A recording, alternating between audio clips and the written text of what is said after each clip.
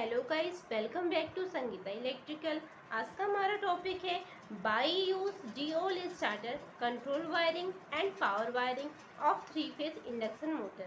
That mean हम क्या करेंगे, ड्यूल स्टार्टर की हेल्प से 3 फेज इंडक्शन मोटर की control wiring and power wiring को करना आप सीखेंगे। जनरली आपने सुना होगा कि जो हमारे मोटर्स होते हैं उन्हें क्या होता है, या तो हमें सिंगल फेज की सप्लाई देनी पड़ती है या तो 3 फेज की सप्लाई देनी पड़ती है। तो जो हमारे मोटर्स होते हैं, जब हम उन्हें क्या करते हैं, सप्लाई देते हैं, तो यहाँ पे आप देख सकते हैं कि हम क्या यूज़ करें, 3 फेज इंडक्शन मोटर। यानी कि हमें कितने फेज की सप्लाई देनी पड़ेगी, 3 फेज की सप्लाई देनी पड़ेगी। तो अब 3 फेज इंडक्शन मोटर है, 3 फेज की सप्लाई देंगे, तो हम जब मोटर को क्या करते हैं, 3 फेज की सप्लाई देते हैं, तो क्या होता है कि आपने सुना होगा जो हमारे मोटर्स होते हैं स्टार्टिंग में क्या करता है, वो करंट रेटेड करंट से क्या होता है, 3 से 4 गुना क्या होता है, करंट अधिक लेता है स्टार्ट होने में। यानी कि जब हम मोटर को स्टार्ट करते हैं तो वो क्या करता है कि जो अपनी रेटेड करंट होती है उससे क्या होता है, 3 से 4 गुना क्या होता है, अधिक करंट वो लेता है। जब हाई करंट क्या होगी हमारे मोटर में जाएगी, तो क्या होगा, मोटर की जो वाइंडिंग होती है वो हमारी क्या हो जाएगी, जल जाएगी, जिससे हमारा मोटर क्या हो जाएगा, ख़राब हो जाएगा। चूँकि हम ऐसा नहीं चाहते हैं, यानी हमारे मोटर ख़राब ना हो, इससे बचने के लिए हम यहाँ पे क्या करते हैं, स्टार्टर का हेल्प करते हैं, मतलब स्टार्टर का यूज़ करते हैं। ये क्या करते हैं, हमारी मोटर को जलने से क्या करता है, सेफ्टी प्रोवाइड करता है। तो यहाँ पे बहुत सारे मेथड्स हैं जिनके ज़रिए हम क्या कर सकते हैं, मोटर को सेफ्टी प्रोवाइड कर सकते हैं। तो कौन कौन से मेथड्स हैं, star delta control wiring, DOL control wiring, VFD control wiring, forward and reverse control wiring, auto transformer control wiring. इन सभी की हेल्प से हम क्या कर सकते हैं, अपने मोटर्स को क्या कर सकते हैं, उसकी कंट्रोल वायरिंग कर सकते हैं। बट यहाँ पे हम क्या है, हम पढ़ रहे हैं ड्यूल स्टार्टर, यानी कि इस टॉपिक में हम जानेंगे कि ड्यूल स्टार्टर की मदद से हम अपने 3 फेज इंडक्शन मोटर को कैसे प्रोटेक्शन प्रोवाइड कर सकते हैं। तो सबसे पहले इसके लिए हम क्या करते हैं, DOL के बारे में जानते हैं कि DOL स्टार्टर क्या होता है, इसका यूज़ हम क्यों करते हैं। तो DOL का फुल फॉर्म होता है डायरेक्ट ऑनलाइन स्टार्टर। मतलब ये क्या करता है कि जो भी हमारी सप्लाई आ रही होती है उसको डायरेक्ट क्या करता है, मोटर को प्रोवाइड कर देता है। यानी जो भी सप्लाई हमारी आ रही होती है वो हमें क्या करता है, मोटर को प्रोवाइड कर देता है। जनरली आपने सुना होगा कि जो हमारा DOL स्टार्टर होता है वो क्या होता है, 5 HP या फिर 7.5 HP तक की मोटर के लिए क्या होता है, यूज़ करते हैं। ये कुछ हद तक ये बात भी सही है, पर ऐसा ज़रूरी नहीं है कि ये 5 HP या 7.5 HP तक के लिए ही क्या होता है, हम स्टार्टर का यूज़ कर सकते हैं।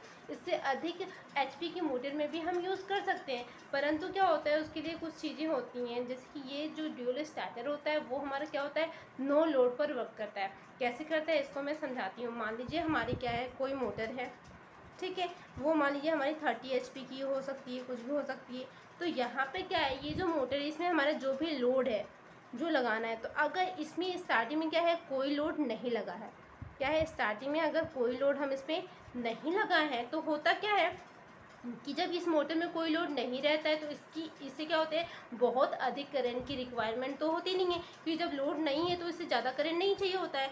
तो अगर इसकी जो रेटेड करंट से अगर स्टार्टिंग में जो करंट होती है 3 से 4 गुना बढ़ेगी भी, तो बहुत ज़्यादा तो बढ़ेगी नहीं, क्योंकि जब लोड नहीं है तो कितना ज़्यादा करंट बढ़ेगी, तो कितना ज़्यादा करंट बढ़ेगी, तो यानी कि नहीं बढ़ती। तो इस केस में हम क्या करते हैं कि ड्यूल स्टार्टर का यूज़ करते हैं। क्योंकि क्या होता है कि जब हम यहाँ पे ड्यूल स्टार्टर का यूज़ करते हैं तो वो क्या करता है कि जितनी हमें मोटर में करंट की ज़रूरत होता है वो डायरेक्ट देता है। यानी कि वो क्या करता है, करंट को रिड्यूस नहीं करता है, जितनी हमें चाहिए होती है उतनी दे देता है। तो इसके अंदर क्या होता है कि जब इसमें ज़्यादा करंट तो जाती नहीं है, जिसकी वजह से इसकी वाइंडिंग क्या होती है, नहीं जलती है, और हमारा मोटर क्या रहता है, सेफ रहता है, यानी ख़राब नहीं होता है। लेकिन अगर हम इसको लोड केस में डालेंगे, यहाँ पे क्या है, लोड को नहीं डाला जा रहा है, अगर इसमें हम लोड को प्रोवाइड कर देते हैं, मान लीजिए यही हमारी मोटर है 30 HP की, और अगर इसमें हम क्या कर देते हैं, लोड प्रोवाइड कर देंगे, तो इस केस में क्या होगा कि अगर हम इसको लोड दे देंगे तो क्या होता है, उससे हाई करंट की ज़रूरत होगी। तो जब उसको अधिक करंट की ज़रूरत होगी तो जाहिर सी बात है, मैंने बताया कि स्टार्टिंग में क्या होता है, वो रेटेड करंट से क्या होता है, 3 से 4 गुना अधिक करंट लेता है। तो जब लोड रहेगी तो करंट भी क्या करता है, बहुत ज़्यादा लेगा। जब करंट बहुत ज़्यादा होगा तो इस केस में क्या होगा कि हमारी मोटर की वाइंडिंग क्या होगी, जल जाएगी। तो इसलिए यहाँ पे हम क्या करते हैं, स्टार डेल्टा कॉन्टैक्टर का यूज़ करते हैं। मतलब यहाँ पे क्या होता है, ये स्टार डेल्टा के यूज़। अब स्टार करता क्या है कि जो स्टार्टिंग की करंट होती है उसे क्या करता है, रिड्यूस करता है। अब यहाँ पे क्या होगा, हम DOL स्टार्टर का यूज़ कर सकते हैं। क्यों? क्योंकि इसमें लोड नहीं लगा है तो करंट बहुत ज़्यादा नहीं है, यानी DOL स्टार्टर अगर हम यूज़ करते हैं फिर भी हमारी मोटर क्या होगी, चल जाएगी, ख़राब नहीं होगी। तो इस केस में क्या होता है, ऐसे हम इसका वर्क करते हैं। हम क्या कर सकते हैं, ओवरलोड प्रोटेक्शन में भी क्या करते हैं, DOL स्टार्टर का यूज़ करते हैं। इसके अलावा क्या होता है, ऑटोमेटिक या रिमोटली अगर हमें ऑन ऑफ करते हैं तो वहाँ पे भी हम DOL स्टार्टर की मदद से क्या होता है, मोटर को हम कर सकते हैं। अब इसके बाद देखते हैं कि हमारा क्या है, power diagram and control diagram. Power diagram में हम क्या पढ़ने वाले हैं कि जो हमारी सप्लाई है वो सोर्स से हमारे मोटर को कैसे प्रोवाइड हो रही है, इसके बारे में हम जानेंगे। यानी कि जो हमारी सप्लाई है वो सोर्स से मोटर तक कैसे हमारी जाएगी, इसके बारे में जानेंगे पावर डायग्राम में। कंट्रोल डायग्राम में हम क्या जानेंगे कि जो हमने स्टार्टर यूज़ किया है, DOL स्टार्टर जो हमने यूज़ किया है वो कैसे फंक्शन करेगा और हमारे मोटर को वो कैसे प्रोटेक्शन प्रोवाइड करेगा, इसके बारे में हम जानेंगे। अब हमारा आता है मेन कंपोनेंट कौन कौन से यूज़ करते हैं। तो यहाँ पे आप देख रहे हैं कि मेन 2 कंपोनेंट है जिसका हम यूज़ करते हैं सेफ्टी के लिए, मोटर की सेफ्टी के लिए। तो क्या है, पहला MCB है और दूसरा क्या है, हमारा DOL स्टार्टर है। जैसा कि अभी हमने जस्ट पढ़ा था कि हमें मोटर की सेफ्टी के लिए यहाँ पे हम DOL स्टार्टर का यूज़ कर रहे हैं, तो यहाँ पे दूसरा चीज़ MCB। अब ये क्यों आया भला, क्योंकि हम अभी तो बोले कि DOL स्टार्टर की हेल्प से हम प्रोटेक्शन करने वाले हैं, तो MCB हम क्यों लगाए, क्योंकि प्रोटेक्शन तो ये भी करता है, ये भी करता है। जब हम यहाँ पे DOL स्टार्टर लगा रहे हैं तो हमें MCB की ज़रूरत क्यों पड़ी, हम क्यों ज़्यादा खर्च बढ़ा रहे हैं, तो ये बिना रीज़न से हम खर्च क्यों बढ़ाएं भला, हमारा अगर कम में काम चल जा रहा है तो ध्यान दीजिए कि यहाँ पे क्या होता है, जो MCB होती है वो हमें क्या करते हैं, शॉर्ट सर्किट प्रोटेक्शन प्रोवाइड करती है। यानी कि अगर हमारा क्या होता है, शॉर्ट सर्किट हो जाए तो उस केस में क्या करता है, MCB हमें प्रोटेक्ट करता है। परंतु जो DOL स्टार्टर होता है वो हमें क्या करता है, शॉर्ट सर्किट से प्रोटेक्शन प्रोवाइड नहीं करता है। इस वजह से क्या होता है, हमें MCB लगाना पड़ता है। अब ध्यान दीजिए, अगर हम सोचें कि जब MCB हमारी क्या करती है, हमें प्रोटेक्शन दे रही है, तो हम DOL स्टार्टर क्यों यूज़ कर रहे हैं, तो दोनों का अलग अलग काम है। ध्यान दीजिए, मैंने बताया कि ये हमें शॉर्ट सर्किट से प्रोटेक्शन कर रहा है और जो DOL स्टार्टर होता है वो हमें क्या करता है, फेज फेलियर प्रोटेक्शन प्रोवाइड करता है। अब ये फेज फेलियर प्रोटेक्शन क्या होता है, तो इसको समझते हैं। ध्यान दीजिए कि जैसे कि मान लीजिए हमारी 3 फेज़ की सप्लाई आ रही है, बीच में क्या होता है कि उसमें से कोई एक फेज़ हमारा क्या हो जाता है, उस सप्लाई आना बंद हो जाता है, ठीक है। तो उस केस में क्या होगा कि 2 फेज़ की सप्लाई तो मोटर में जाती रहेगी। इस केस में अगर हमारा 2 फेज़ की सप्लाई में ही अगर हमारा मोटर चलता है तो उसकी वाइंडिंग क्या हो जाएगी, जल जाएगी और हमारा मोटर क्या हो जाएगा, ख़राब हो जाएगा। तो इस चीज़ से प्रोटेक्शन के लिए हमें क्या करना पड़ता है, DOL स्टार्टर का यूज़ करना पड़ता है। इसके अलावा मैंने बताया कि इसमें 2 भाग होते हैं। आप DOL स्टार्टर देखेंगे तो इसमें मेन कॉन्टैक्टर होता है, इसके बाद क्या होता है, OLR मतलब ओवरलोड रिले। तो कॉन्टैक्टर क्या काम करता है, तो ये क्या करता है, मोटर को ऑन ऑफ करने का काम करता है। इसके अलावा हमारा क्या है, OLR, ये हमें क्या करता है, ओवरलोड से क्या करता है, प्रोटेक्शन प्रोवाइड करता है। अब इसके बाद सिंबल्स में आते हैं कि जो जो चीज़ें हम यूज़ करें उसके सिंबल्स कैसे कैसे होते हैं।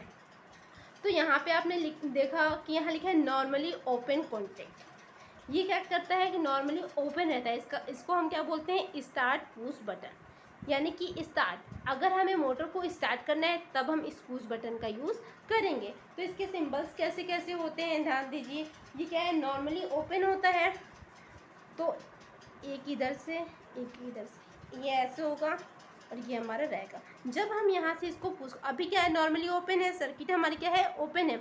अगर फेज वार यहाँ आया है तो यहाँ से आगे वो नहीं जा सकता, करंट हमारी यहाँ के आगे नहीं जा, जब तक कि इसको हम पुश ना करें। तो ये क्या करता है, मोटर को स्टार्ट करने का काम करता है। इसके अलावा इसका क्या क्या सिंबल हो सकता है, इसके अलावा आपको ये सिंबल देखने को मिल सकता है। इसके अलावा इसको इस सिंबल से भी क्या करते हैं, डिनोट करते हैं। तो ये हमारे तीनों सिंबल्स क्या होते हैं, स्टार्ट पुश बटन के सिंबल होते हैं। जनरली जो स्टार्ट पुश बटन होते हैं वो आपको किस कलर के मिलेंगे, ग्रीन कलर में होते हैं। ग्रीन यानी कि ये बताते हैं कि जैसे हम इसको पुश करेंगे तो ग्रीन बटन हमारा क्या होगा, जलेगा, यानी कि हमारी मोटर जो है वो क्या होगी, ये स्टार्ट हो गई है। इसके बाद नेक्स्ट हमारा आता है क्या, नॉर्मली क्लोज कॉन्टैक्ट, यानी कि ये पहले क्या रहेगा, क्लोज रहेगा। जब हम इसको पुश करेंगे तो फिर ये क्या कर देगा, बंद कर देगा, क्योंकि यहाँ लिखा है स्टॉप पुश बटन, यानी कि मोटर को बंद करने का काम करेगा। तो स्टार्टिंग में ये हमारा क्या रहेगा, क्लोज रहेगा। जब हम इसको पुश करेंगे तो ये क्या ओपन हो जाएगा और हमारा सर्किट क्या हो जाएगा, ब्रेक हो जाएगा, जिससे हमारी करंट आगे पास नहीं होगी। इसके अलावा इसका और सिंबल क्या होता है, ये यहाँ से कांटेक्ट में रहता है। इसके अलावा ये भी हो गया हमारा, ठीक है। तो इसको बोलते हैं नॉर्मली क्लोज कांटेक्ट, यानी कि स्टॉप पुश बटन। ये क्या काम करता है, हमारे मोटर को बंद करने का काम करता है। ये किस कलर का होता है, तो ये रेड कलर का होता है। अब इसके बाद आप नेक्स्ट देख रहे हो थर्मल ओवरलोड रिले, यानी कि OLR। ये क्या काम करता है, तो ये हमें अभी मैंने पीछे बताया था कि ये क्या, तो ओवरलोड से क्या करता है, प्रोटेक्शन प्रोवाइड करता है। इसका सिंबल कैसे होता है, इसका सिंबल जनरली आपने ऐसा देखा होगा। ये हमारा क्या है, ओवरलोड रिले का सिंबल है। इसके अलावा इसको आप इस सिंबल से भी देखे होंगे कहीं, ठीक। ये हमारा क्या है, ओवरलोड रिले है। अब उसके बाद हम इसके पावर डायग्राम को समझते हैं। जैसा कि आप देख रहे हैं यहाँ पे RYB, रेड, येलो और ब्लू फेज की सप्लाई क्या हो रही है, हमारी आ रही है, और MCB के पहले टर्मिनल में क्या है, कनेक्ट हुआ है। इसके बाद क्या होती है कि जो MCB का दूसरा टर्मिनल होता है, वहाँ से जो होती है उसे हम क्या करते हैं, मेन कॉन्टेक्टर के पहले टर्मिनल से क्या करते हैं, कनेक्ट कर देते हैं। यहाँ पे आप देख सकते हैं कि जो मेन कॉन्टेक्टर है इसमें क्या क्या होते हैं, तो पावर के लिए T1, T2 और T3 ये टर्मिनल हमारे दिए होते हैं। इसी का ये जो सेकेंड टर्मिनल है T1, T2, T3 यहाँ पे हमारा निकला होता है। साइड में आपको देख सकते हैं यहाँ पे क्या होता है, NVC कॉइल दी होती है A1 और A2। इसमें क्या होता है कि अगर ये हमारा कॉन्टेक्टर 240 वोल्ट का है तो हमें क्या होता है कि एक टर्मिनल को फेज वायर देना पड़ता है और दूसरे को क्या होता है, न्यूट्रल वायर देना पड़ता है। अगर यही कॉन्टेक्टर हमारा 440 वोल्ट का होता है तो इसमें क्या होता है, इसी दोनों टर्मिनल को हमें क्या करता है, फेज वायर देना पड़ता है। अब इसमें क्या होता है, बीच में आपको देखोगे ये NC है और ये NO है। तो अगर हमें एक्स्ट्रा NO NC की ज़रूरत पड़ती है तो हम इस केस में क्या करते हैं कि जो हमारा मेन कॉन्टेक्टर है उसके ऊपर हम क्या करते हैं, एड ऑन ब्लॉक को लगा लेते हैं, जिसकी वजह से अगर हमें एक्स्ट्रा NO NC चाहिए होता है तो उसका यूज़ हम कर लेते हैं।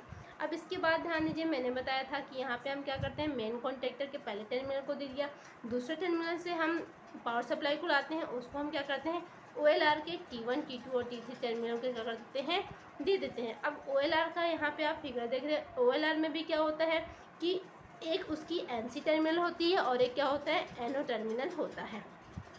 OLR से होता हुआ क्या होता है, जो हमारी पावर सप्लाई है वो क्या होती है, 3 फेज इंडक्शन मोटर के U, V और W टर्मिनल क्या होती है, मिल जाती है। तो इस प्रकार ये इसका क्या हो जाएगा, पावर डायग्राम हो गया। अब यहाँ पे हम समझते हैं कि जो हमारा मेन कॉन्टेक्टर है इसको हम स्टार्ट कैसे करते हैं। तो ये समझने के लिए हम इसका क्या करते हैं, कंट्रोल डायग्राम को समझते हैं। तो कंट्रोल डायग्राम को में हम समझेंगे कि जो हमारा मेन कॉन्टेक्टर है वो स्टार्ट कैसे होता है। तो ध्यान दीजिए, अभी यहाँ पे आप देखें RYB 3 फेज़ की सप्लाई है, उसमें से किसी एक फेज़ को हम क्या करते हैं, यहाँ पे ले लेते हैं।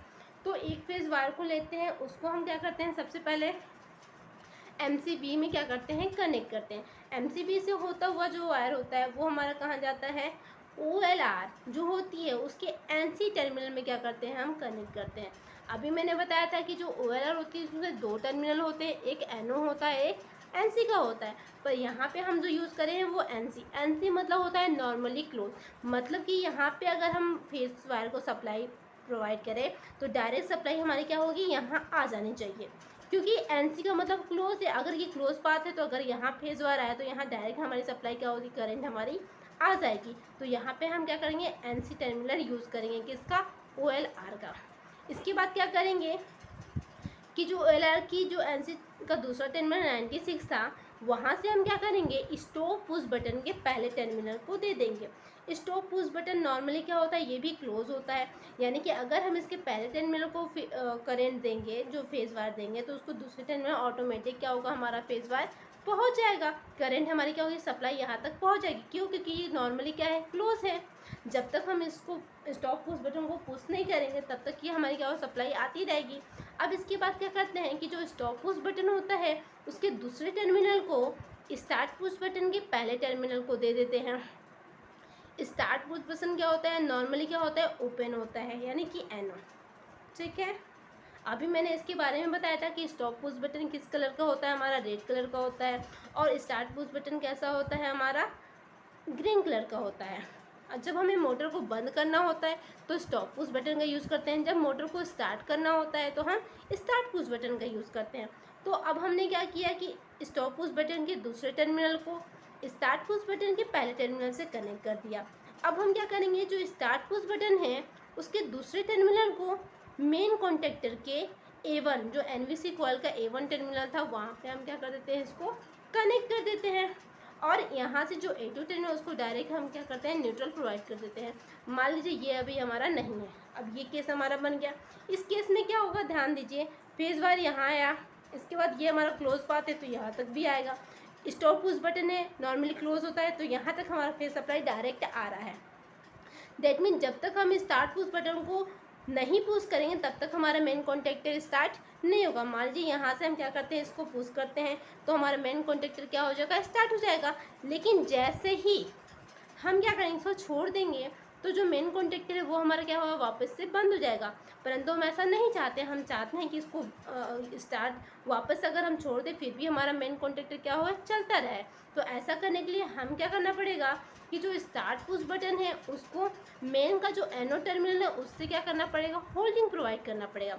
होल्डिंग कैसे देंगे कि जो मेन कॉन्टेक्टर है उसके जो NO टर्मिनल होते हैं उसका जो पहला टर्मिनल है स्टार्ट पुश बटन के पहले टर्मिनल से कनेक्ट कर देंगे, और जो दूसरा टर्मिनल है उसको स्टार्ट पुश बटन के दूसरे टर्मिनल से कनेक्ट कर देंगे।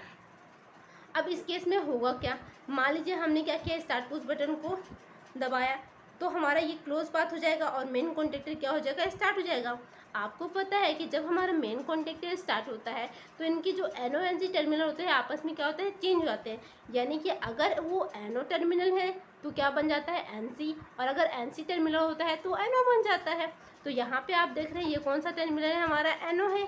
किसका NO है, मेन कॉन्टेक्टर का NO है। जैसे ही ये हमारा मेन कॉन्टेक्टर स्टार्ट होगा इसका जो NO टर्मिनल है वो हमारी क्या बन जाएगी, NC बन जाएगी। और जैसे ही NC बन जाएगी ये हमारा पाथ क्या हो जाएगा, क्लोज हो जाएगा। तो जो फेज वायर हमारा आता है यहाँ से क्लोज पाथ तो बना है, यहाँ तो डायरेक्ट सप्लाई जा रही है, साथ ही साथ क्या होगा, यहाँ से भी एक क्लोज पाथ बन जाएगा और यहाँ से सप्लाई हमारी जाएगी। कैसे, यहाँ से ऐसे, फिर ऐसे, फिर ऐसे, फिर ऐसे। इस केस में क्या होगा, ध्यान दीजिए, जब तक हम इसको दबाएं तब तक चलेगा। अगर हम इसको छोड़ भी देते हैं, वापस से ओपन कर दिया तो ये तो खुल गया, लेकिन ये पाथ हमारा क्या है, अभी भी क्लोज है। यानी कि जो हमारा फेज वायर था, यानी जो करंट थी वो यहाँ से ऐसे होते हुए क्या हुआ, मेन कॉन्टेक्टर को मिलता रहेगा। यानी कि मेन कॉन्टेक्टर हमारा क्या होगा, चलता रहेगा। अगर हम स्टार्ट बटन को छोड़ देते हैं फिर भी इस तरह से हम क्या करते हैं, इसकी होल्डिंग प्रोवाइड कर देते हैं। अब इसके वर्किंग को हम अच्छे से समझते हैं। इसके बाद अब हम क्या करते हैं, इसकी वर्किंग को समझते हैं। तो जैसा कि आप देख रहे हैं यहाँ पे हमारा न्यूट्रल R, Y और B फेज़ हमारी आ रही है। तो जो R, Y, B फेज़ होती है वो हमारी क्या जाती है, डायरेक्टली MCB। हम यहाँ पे MCB या MCCB कोई भी यूज़ कर सकते हैं। तो इसके बाद यहाँ पे क्या होगी, MCB या MCCB से होती हुई इसके बाद ध्यान दीजिए कि जो R, Y, B सप्लाई है वो हमारी क्या जा रही है, मेन कॉन्टेक्टर के पहले टर्मिनल पे जा रही है। अब मैंने बताया था कि इसके बाद हमें क्या करना होगा, मेन कॉन्टेक्टर को स्टार्ट करना होगा।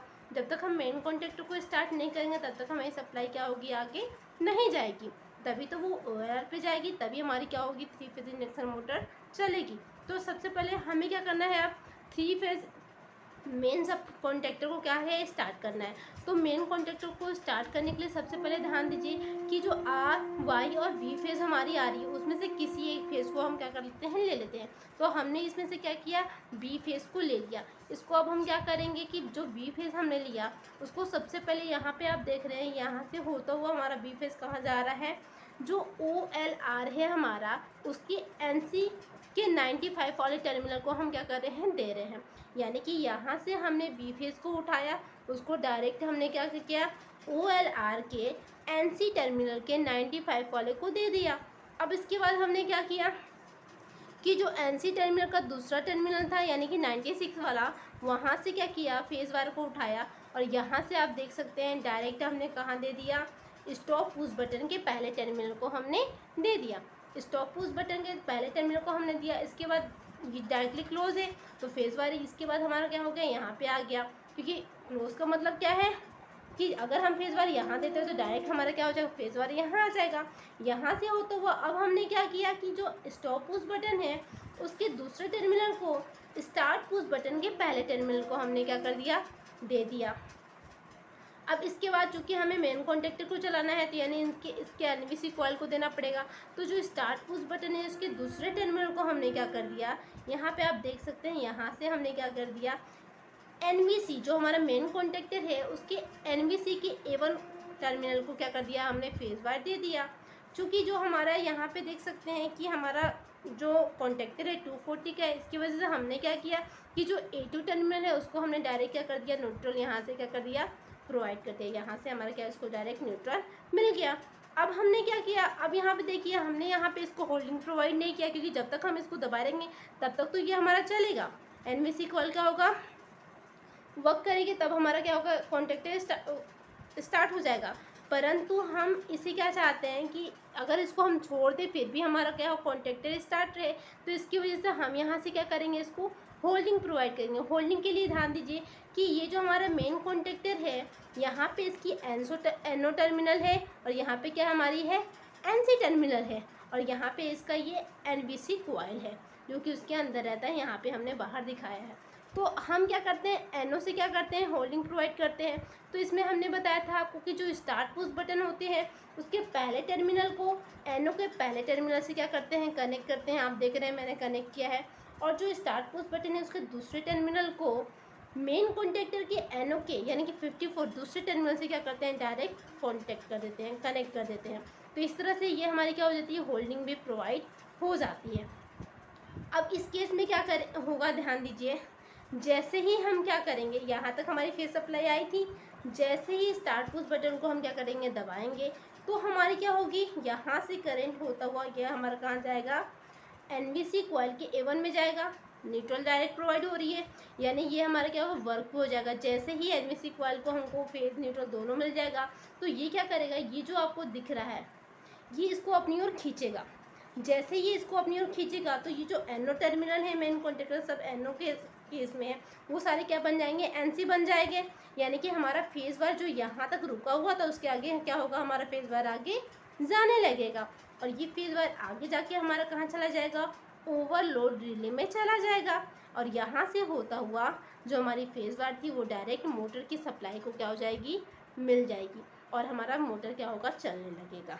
चूँकि हमने आपको बताया था कि जैसे ही हमारी जो मेन कॉन्टेक्टर है वो क्या होती है, चलने लगती है, तो इसका जो एनओ टर्मिनल है वो क्या होता है, एनसी बन जाता है, और जो एनसी टर्मिनल है वो हमारा क्या बन जाता है, एनओ बन जाता है। तो जैसे ही मान लीजिए अभी हमारी सप्लाई जा रही है तो इस केस में क्या होगा, जो हमारा एनओ है वो क्या बन जाएगी, एनसी बन जाएगी।